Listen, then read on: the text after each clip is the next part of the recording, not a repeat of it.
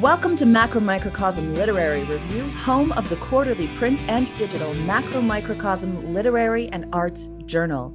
Our current issue is Open Doors and is available right now on MagCloud, Magster, and the Vreda store. I am your host, Lise, and today we have a special guest, courtesy of Shannon of R&R Book Tours, Annabelle Lewis, author of the Caro's Family Chronicles, Dead Cat Run, and the book which brings us here today, Cut and Run.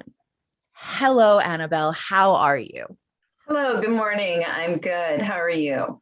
Doing fantastic. A little about Annabelle. Annabelle Lewis is a pseudonym for the author who lives in Minneapolis with her husband, children, and a wild thug of a dog who sleeps beside her. What kind of dog? She's a mix. She's a golden. She's big. Big mix, yeah. Mm-hmm. Yeah. I hear you. I've got a Jindo cross and big. Yeah. Yeah. Well, we need our fur babies. Yes, we do. They give us moral support while we write. Yes. They don't care how many hats we leave in a sentence. All right. Now, you are a multi-genre writer and publisher of 9 novels to date. 9. Yay. Wow. So I'm guessing most of those are the Caro's Family Chronicles. I'm guessing 8 of those are. Well, there's 6 published, and there's the 7th one is done, but I just haven't published yet on that. I'm going to do that in January, I think. And then the 2 of the Boston Clairvoyants. And then I also have a short story I published. So that would make us the 9. Okay. Excellent. Yes. Wonderful. And your humorous mystery caper books have a theme: taking down the bad guy. Villains beware.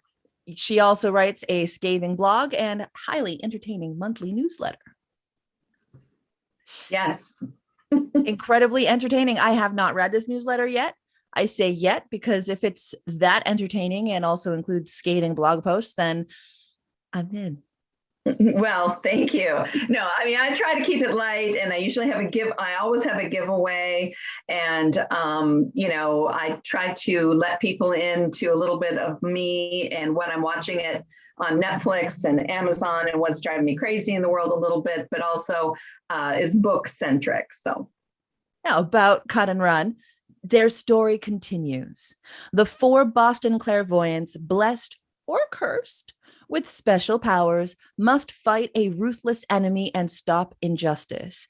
In Dead Cat Run, the Sisters of Fate drove them together, but at what cost? The god Apollo wasn't playing around. He's still dead set on vengeance. Sinister forces will have a wicked agenda, an energy grab, a mineral rights war, and deadly mercenaries create a mortally serious game. But the psychic's sibylline abilities aside, they're only human. At least 3 of them are. What's up with that? Can they stop the killers? And who will survive? An energetic contemporary thriller, Cut and Run, will have you on the edge of your seat as the dance between good and evil resumes. Yes, ma'am. So contemporary thriller, but very based in mythology.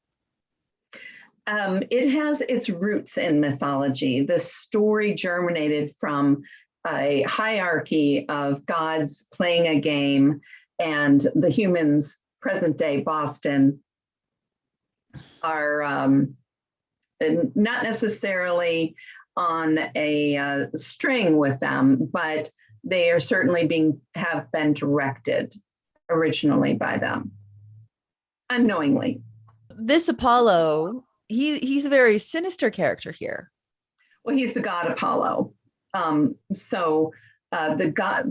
gods that are playing the supernatural hierarchy and that have given my characters their supernatural powers are the 3 Sisters of Fate against Apollo.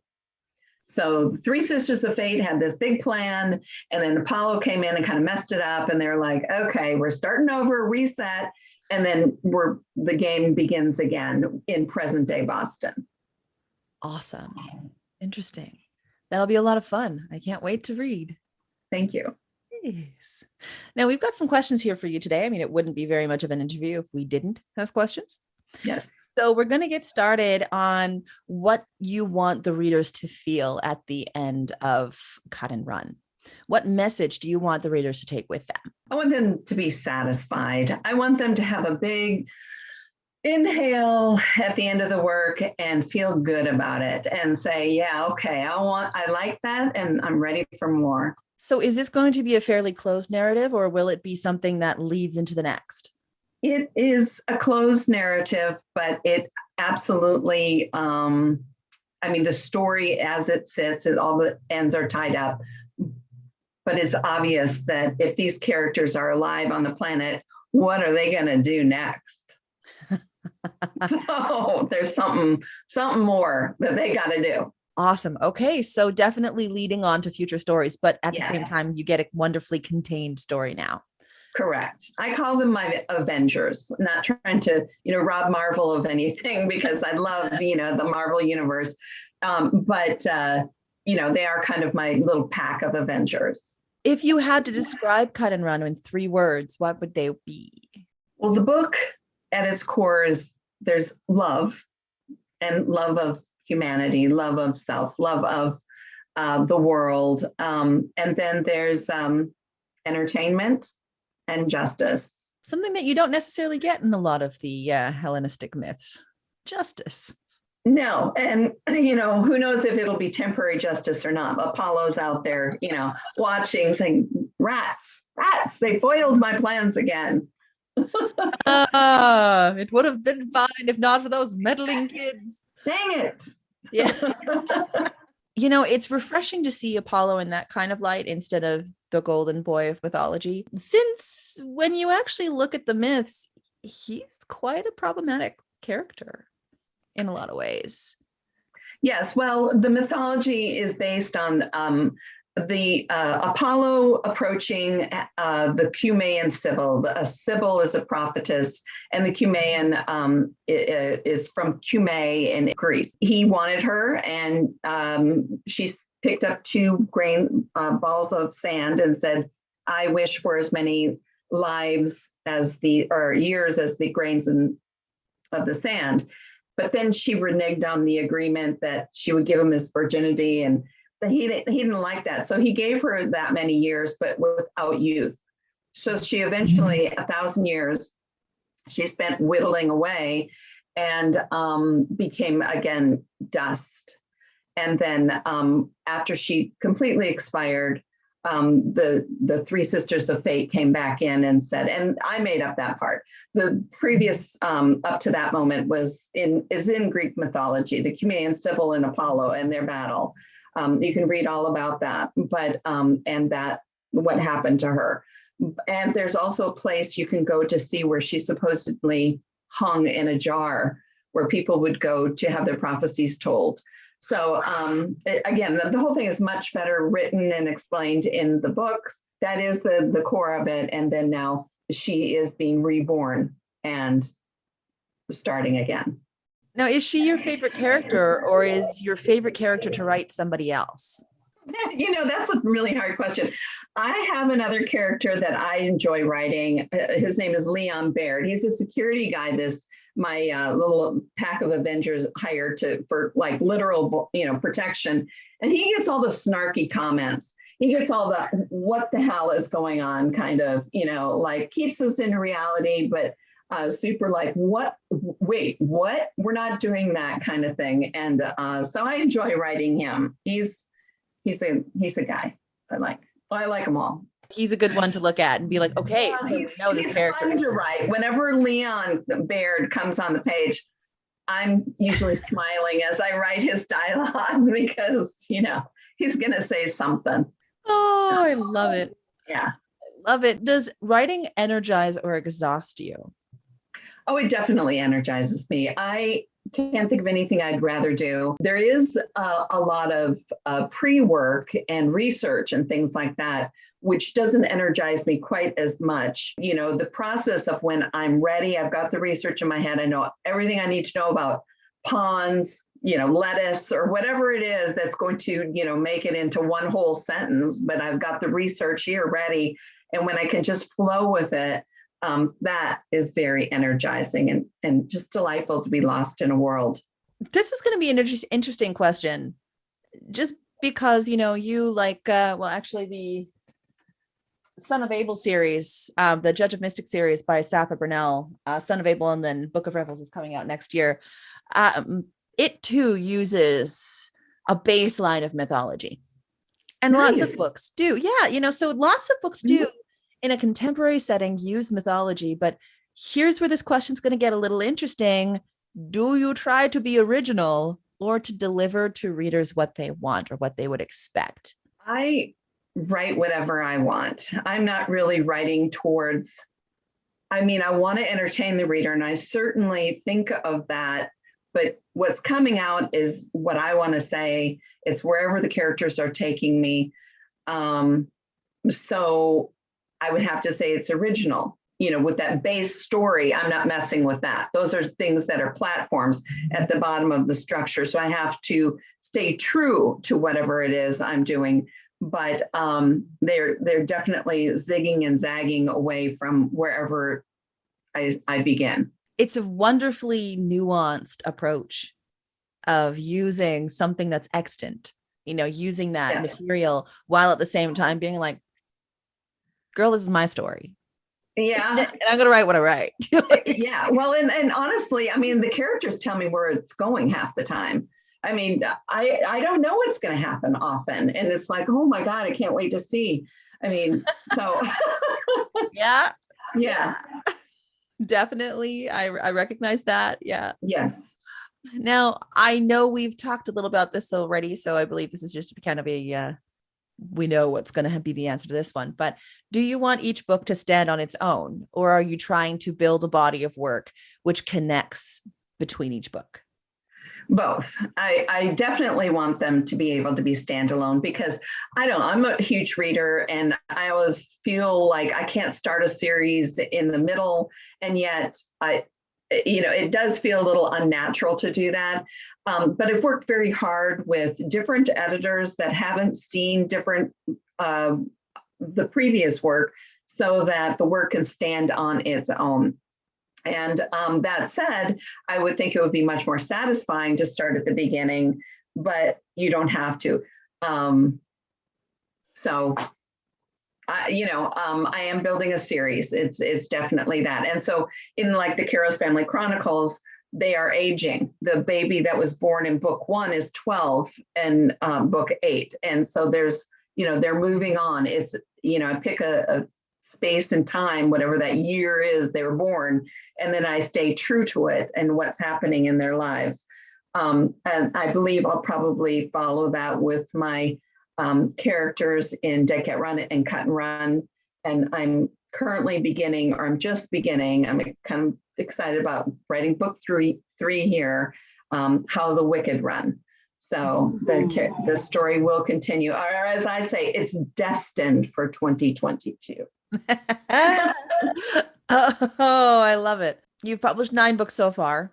Yes. This is going to be one heck of a question. How did publishing your first book change your process of writing? I had to get a lot more organized. I didn't know what I was doing. Honestly, there's so much to learn, and there were so many things, steps, and I had to, if I was going to write again, I had to remember my characters' names from previous books and their timelines and their arcs and different things.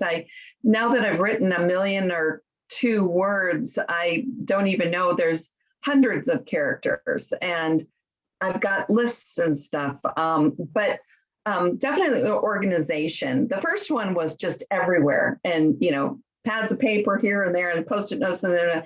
And the second one, I was like, okay, we learned that one took way more time than it needed to. So let's kind of wrangle yourself in and stop and get organized. So that would be definitely a change. Now, what are some common traps for aspiring writers? Self-confidence, that they don't think that they can do it, or they're intimidated calling themselves a writer, that it just seems too daunting. And of course, my advice is always, put your ass in the chair and write, just sit down and, put your fingers on the keys, or, pick up your pen and just start writing. It's not going to happen in one day, but you have to start like everyone, marathon runner, he's going to start with that first step. That's it. You just start. Until you start, you don't know what you have in you. Wise words from Annabelle Lewis, author of many books, including Cut and Run. Yes. What inspired you to write Cut and Run, this series of chronicles? I'm in love with my characters and I want to know what they're going to do next. I also wield my characters as a force of good.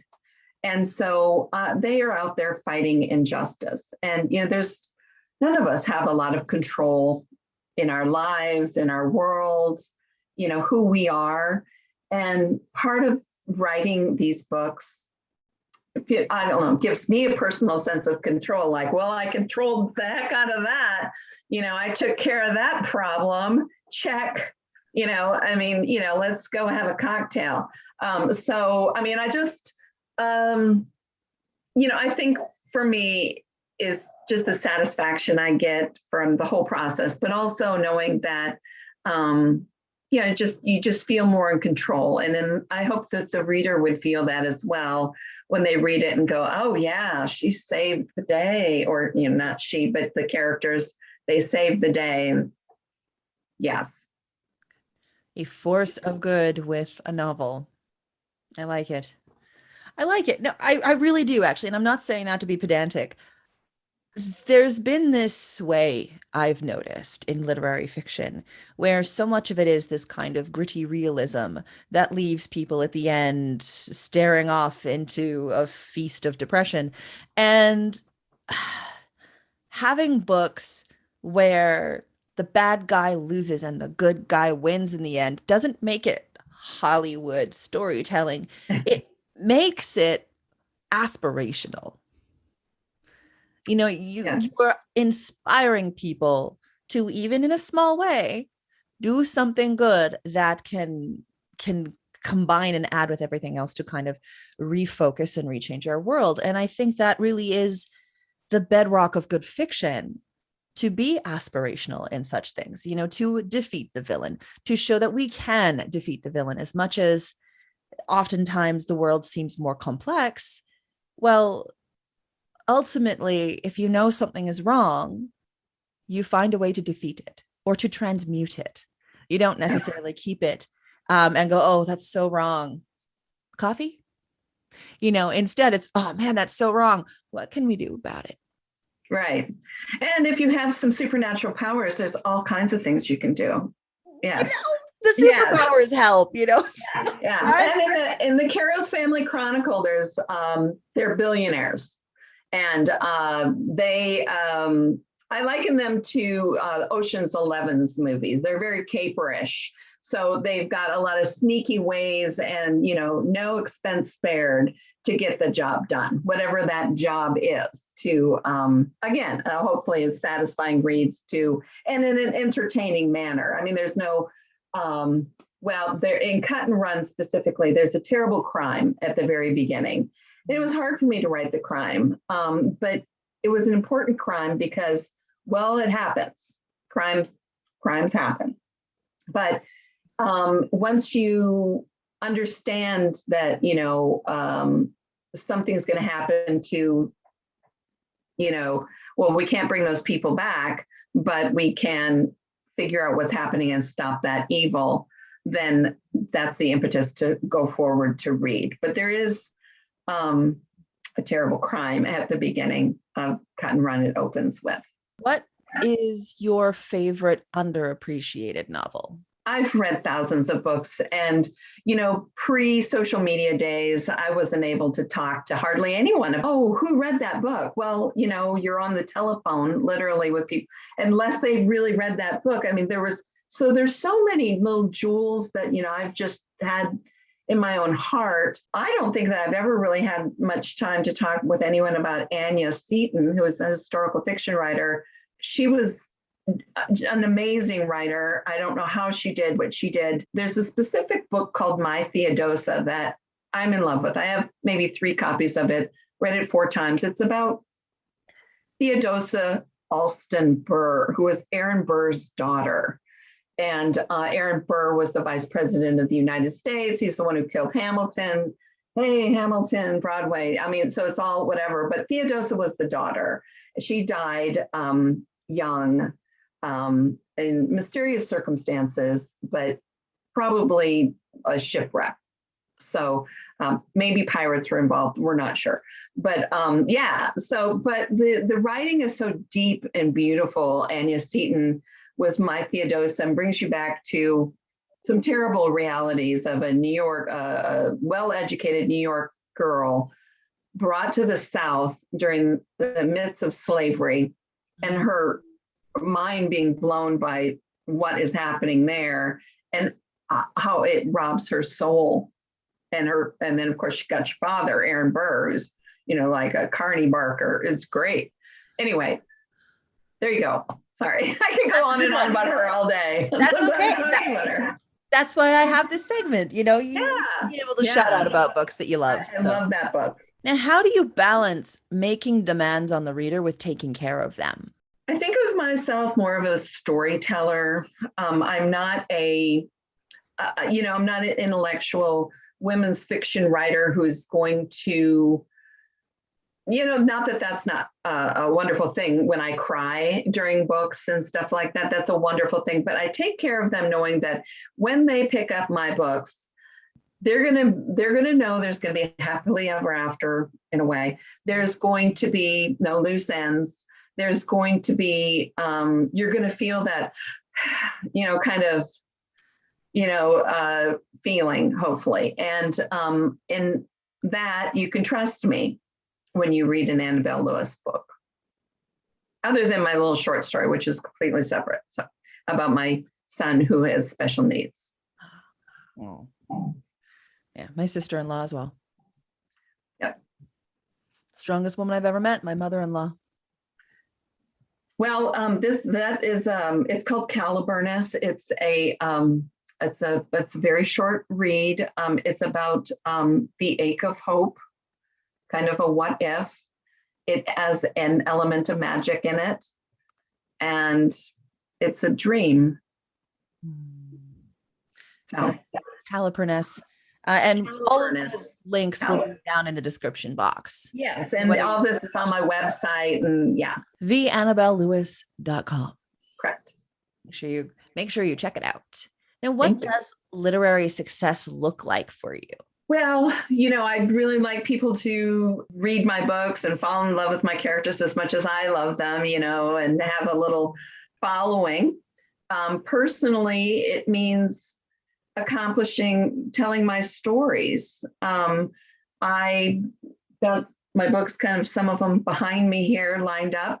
I've written 4 more that are just on my laptop that they're just sitting there waiting to be born. And I feel like they're my babies. So for me, giving birth to my babies and ideally, finding a following. Do you view writing as a kind of spiritual practice? It can be my soul being transported into words onto a page and floating out there. I enjoy the adventure. Now, how do you select the names of your characters? Yeah. Well, sometimes people I don't like, they may or may not show up as villains. I'm not kidding. No, and then there's sometimes when I'm writing, I realize, oh my gosh, this is a recurring character. They're going to need a name. I'll give them like Mr. Stapler as a placeholder and see, I'll look around my desk and see a stapler. Okay, Mr. Stapler. And then I'll go back and give him a name based on how he kind of, mets out. Sometimes I do research on characters, especially if there's an ethnicity that I think is important for them to have, a heritage of some kind, a lineage.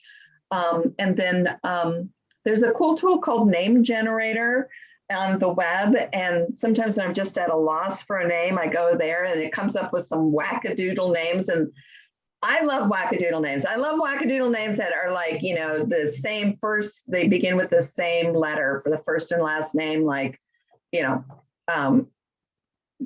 pedal pusher. I don't, I have some characters in one book called Al, Stryker, and Dick. They're a trio that go around and are kind of they're mobbed up. Anyway, Al, Stryker, and Dick are out there. And I don't know. Fun. It's just fun. Yeah. If you didn't write, what would you do for work? Well, I am an office manager for my husband's a small business, and I am very organized in general. I'm kind of everything's got its place. I'm good at that. So it's probably what I'd end up doing anyway. But I've always wanted to be a bartender because I stand behind the bar, listen to people's stories, and I can't get enough of strangers. I just want to, listen to their stories and talk to them all day and really get into the guts of their lives. So I think I'd be a great bartender, but it's probably not. Well, my feet wouldn't agree at this point in my life. It's hard work. A bartender if you could sit down. Yeah. Well, see, it's probably not going to happen. What's your favorite cocktail? Oh, gosh. I have been craving a Bellini. Have you ever had a frozen Bellini? I have. Now, I'm a dirty martini girl. I am, give it to me dirty. Dirty as my soul. Extra olive. Loves those. Yeah. Dirty martini made of gin. Oh, no, you lost me there. Can't do gin, but yeah. I've been thinking about, getting some champagne and some fruit and really blending up some Bellinis. That would be amazing. Or a Spanish cava. A cava does really well with that. Yeah, I've done some work in the wine industry and things. So I love skill. And obviously champagne, being from the Champagne region of France, or in North America, what we would call a brut, if it's a traditional method. But cava from Spain, it's got a tiny bit of fruitiness that I don't necessarily get in that kind of toasty, roasty champagne. Yeah. It's a delightful bottle of bubbles. Interesting. All right. All right. It's a good mixer with either a Bellini or a Cure Royale. It's really nice. Oh, I've had a Cure Royale. Yeah. Sure, we could talk about being armchair bartenders all day. Oh my gosh, yes. Well, during the pandemic, I would do a signature cocktail on the weekends as like, what's our signature cocktail going to be this weekend? My husband, and then of course I used it as a lure to get my daughter to come over with her boyfriend. But we would drink them in the garage or, like social distance from each other, but have our signature cocktail. So it wasn't quite the same. But, still, it was something to look forward to. I got a lot of recipes going for pudding shots, too, over the course of the pandemic. Ooh. We did a lot of pudding shots. And I say shots, we froze them, and I got these great little tiny plastic spoons so that, each little bite was like just a tiny little nugget of wonderfulness, and a couple of those, and you're just good to go. I love it. You put those recipes on your scathing blog. I think I have put the pistachio one. I wrote about it in a couple blogs, the pistachio shots. I have to look that up. That'd be a fun thing to try. Oh, I'm happy to share. Oh, good. So, maybe that's something if you are over the age of being able to consume alcohol, which my readers are usually. If you're underaged, alcohol is terrible and awful and disgusting until you're overaged again. Yeah. Okay. So the second that you're legally allowed to drink it, magic happens and all of a sudden it's okay. Before that, no. That's right. That's right. And then you drink responsibly. Sure do. You know what? Grab one of Annabelle Lewis's book, grab a shot or a cocktail, put it on Instagram, hashtag Annabelle Lewis MMC, and we'll see what happens. And maybe I'll throw in some giveaway items from Vereda Literary and MacroMicroCosm for the best Annabelle Lewis shot cocktail. Oh my God. Yes. Well, I'm all in on that. So thank you so much. Beautiful. We'll have it done. Anything to kind of put some light into the world right now. I think we need. Yes. Well, definitely. That's what I'm about. Do you read your book reviews? And how do you deal with bad ones or good ones? Or I'm not in a position of a nosebleed where I don't have enough time to read my reviews. I'm, garnering reviews as much as I can, good ones. And but I did receive my first 1 star the other day, and I got to say it hurt. If I'm totally honest, it hurt a lot. I was a little confused by it. She mentioned something about it wasn't a paranormal, and she couldn't get into it. But that was confusing to me because I've never said my books are paranormal. I've used the word supernatural, but these kind of cross genres, paranormal.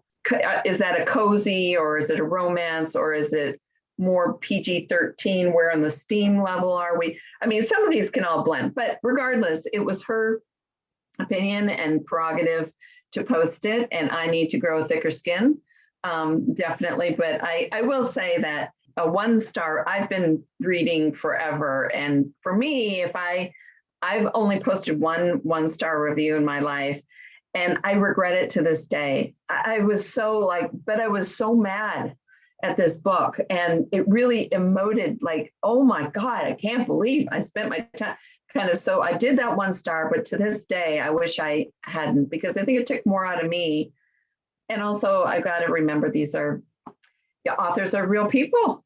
As much as we have our brand around ourselves, we kind of create this sense of brand. We're people. Yes. This is something that I've said before, and actually I said it to a couple weeks ago to Fred Yu, author of The Orchid Farmer's Sacrifice.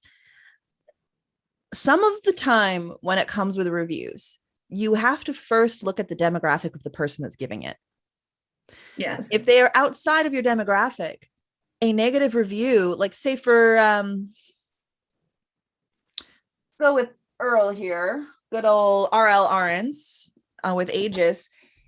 If he got a review from somebody that exclusively reads historic romances, and she lambasted Aegis for having no historical romance in it, for him, Earl Ahrens III writes high power, high energy, superhero sci-fi. Right. There is no historical romance. There are no bodice busters. There's no corsetry coming off. It is a man being a man, going through it. And then also within the same book, Aegis, the character of Aegis, he's this uber man, while at the same time, sitting there and helping somebody cry and putting a child to bed at night because he's got 2 hands and he can do it, and chopping the vegetables. Like, he's got this really well-rounded masculinity to him. Well, sorry, that negative review of, I can't believe this had no corset busting. Like, where was Mr. Darcy in another book? Like, on here. That is basically high praise. So sometimes we have to look at the demographic of the person that's giving us this review. And if they are diametrically opposed to what we are intending with our fiction. Mm-hmm. I almost feel like, and I've read some books that I didn't like since my big 1 star that I put out there. And I just won't leave a review if it, at this point, because I'm not in the business of making things worse for somebody. If it's not helping, if it's not, like a 3 to 5, and forgive me for, I can't believe I did it, Lee Child a 3 stars the other day. I've read everything he's written. I'll read them 3 or 4 times because I love him, the whole Jack Reacher series. But his last book, he dropped a character, and I was like, it felt a little like he was getting away with something that, a younger, or not younger, but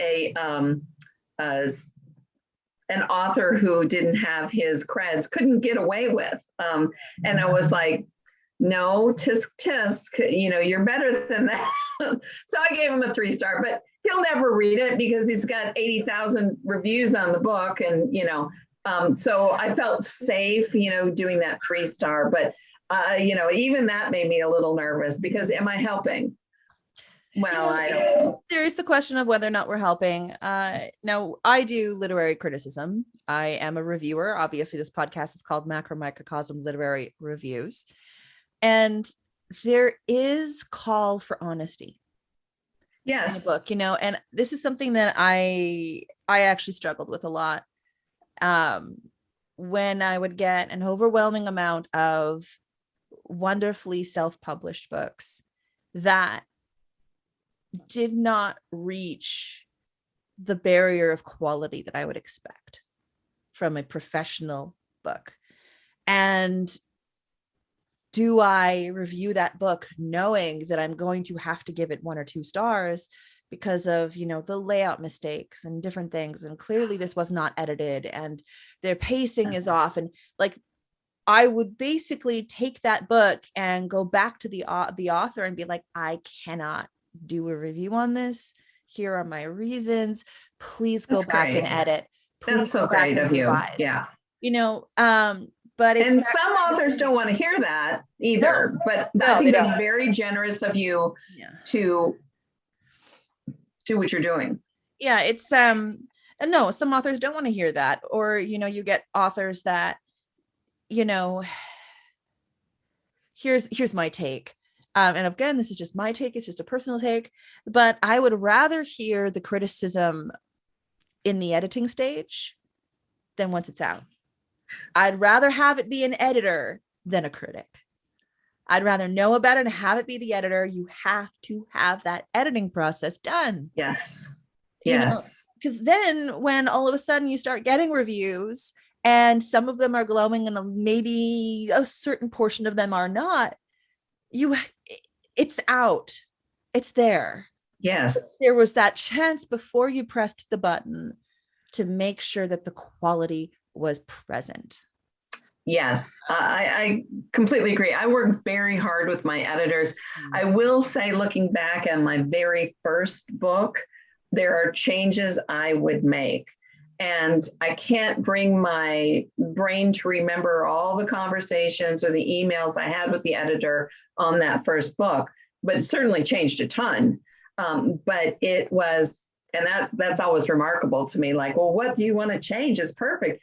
I know I'm joking. Of course it's not perfect, but oh my God, the editing process is huge. You just rip it apart in editing, and it's painful, but I've learned to listen. And I listened the first time, but I do wonder, I've grown so much, I believe, as an author. That first book, I know I would have made changes. That said, I definitely put in the mileage to work hard with an editor.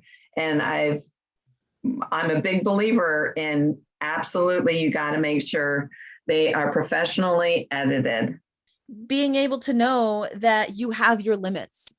And that when you're having that much creative control over your story, it's, it costs. It costs to do it and to do it well. But if you don't do it well, the product that you have is going up against a market where there are other people who do it well. Yes, absolutely. I cringe. I've seen some books out there that I'm like, whoa, how did that, make it out there? And I feel sorry for the author a little bit, because I know that in general, maybe the story is there, but you should have, and yet maybe I'm overly critical because I've become a writer, and I've always said that writing is wrecking reading for me, because I'm looking at the words in the paragraph differently than I used to, just when I just read and just inhaled books left and right. I wasn't looking through the lens of anything. I was just enjoying the story. But now I'm taking it apart a little bit, and that's not as much fun. So there has to be a standard of quality. Yes. Because when a standard of quality is reached, with the layout, with the cover design, with the look of a book, then all the reader sees is the prose. Yes. And that way the prose shines the way it's supposed to. It's couldn't agree more. And it can be done. It can be done exceptionally well, as we've seen. Yes. It's very possible. It just needs a little bit of financial involvement. It needs, it needs a certain amount of quality in order to be maintained, so that the prose is the thing that shines. I came across a spelling error the other day in one of my books, and I was like, thought my head was going to explode, because I had that sucker copy edited. I had it proofread. I had it proofread not once, but twice. How does that escape us? And so, something like that, I'm more forgiving for people now because I know how it's like, it seems impossible for that to happen, but it happens. It does it's going to happen. Something is going to slip through. Yeah. I am not a grammar. I'm not great with grammar, punctuation. So copy editing, developmental editing, and proofreading. I rely on those professionals to pull this into a beautiful package so that, like you said, the reader can focus on the story, on the prose. Absolutely. We have one more question. Do you hide any secrets in your books only a few people will find? Some of my family knows the backstory on some of the what's real and what's not, what got plucked out of my life. But then that would only be humorous to my family members that know me or friends. I find it very satisfying as a reader whenever I come into something and I realize that the author has given me a chance to put the puzzle together myself, and I can have that, aha kind of moment where it all kind of fits. And they gave that to me. I love that. When I write my caper novels, there are clues dropped, but not a lot of, there's enough where you don't quite know where it's gonna, that sting is gonna come together and the mark is going to be, captured. But so there's a lot of theory of mind. Okay, well, they would know this, they would know that, but they wouldn't know that, but they wouldn't know that. And what's the reader know? I can't let, there's all that. But I kind of got lost in the whole, what was your question? Hidden secrets. Hidden secrets. And, I'm still waiting for somebody to Google the title of my short story and have that aha moment. No one has ever done that. And I'm not going to say what the title means. I'll let somebody discover that and have their moment. If you've had that aha moment, please tell Annabelle. Yes, shout it out. Please let her know. Please let me know. Yes. All right. This has been wonderful. Now, is there anything you want to add to the conversation as we're about to wrap up? No, I thank you so much for your time. I really appreciate it. I've enjoyed this and you made this super fun. So thank you so much.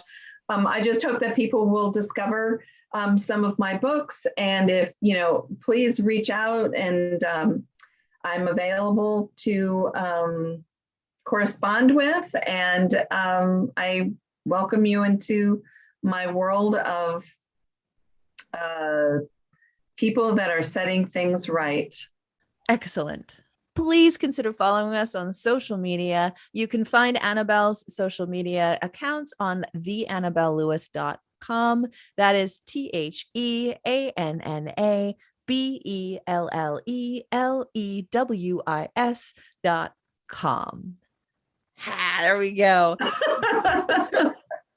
You can find our social media accounts on Twitter at MacroMicroCosm. That is at MacroMicroCosm.